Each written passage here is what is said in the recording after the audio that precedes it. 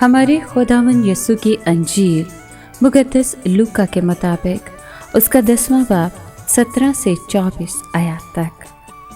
اس وقت وہ 72 خوش ہو کر واپس آئے اور کہنے لگے، اے خداوند، تیرے نام سے بدروحیں بھی ہمارے تابع ہیں۔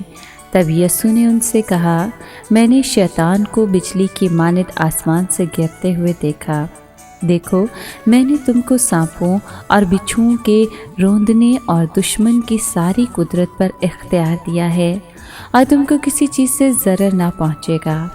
تاہم اس سے خوش نہ ہو کہ روحیں تمہارے تابع ہیں، بلکہ اس سے خوش ہو کہ تمہارے نام آسمان پر لکھے ہوئے ہیں۔ اسی گھڑی وہ روح القدس میں مسرور ہوا اور کہا، اے باپ آسمان اور زمین کے خداوند، میں تیرا شکر کرتا ہوں کہ تو نے ان باتوں کو داناؤں اور عقل مندوں سے چھپایا اور چھوٹوں پر ظاہر کیا۔ ہاں اے باپ، کیونکہ یوں ہی تجھے پسند آیا۔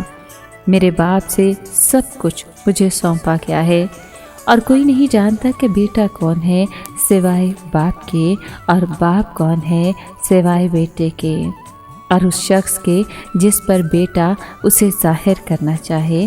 اور اپنے شاگردوں کی طرف توجہ کر کے خاص انہی سے کہا، مبارک ہیں وہ آنکھیں جو یہ باتیں دیکھتی ہیں جنہیں تم دیکھتے ہو، کیونکہ میں تم سے کہتا ہوں کہ بہت سے نبیوں اور بادشاہوں نے چاہا کہ جو تم دیکھتے ہو دیکھیں مگر نہ دیکھا، اور جو تم سنتے ہو سنیں مگر نہ سنا۔ پاک کلام کے پڑھے اور سنے جانے پر خدا ان کی برکت ہو، خدا کا شکر ہو۔ عزیز دوستو، آج کے کلام میں ہم نے سنا کہ 72 شاگرد بادشاہت کی منادی کے لیے جو یسوع کے مامنین بنتے ہیں، منادی کر کے واپس آتے ہیں۔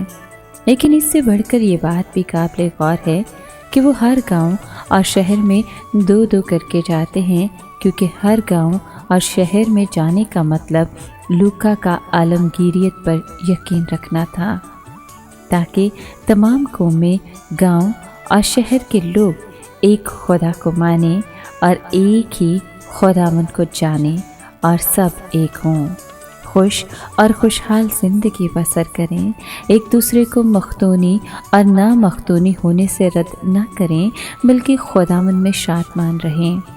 یسوع مبلغین کے لیے بھی ہدایت دیتا ہے کہ وہ اتحاد کے مشن میں ایک ہونا سیکھیں۔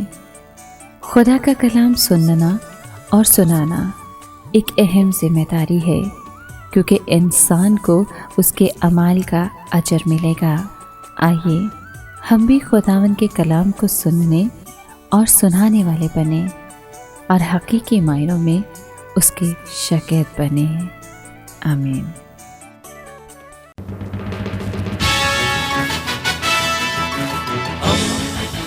دوستی کا پیغمبر، ریڈیو ویریتاس ایشیا۔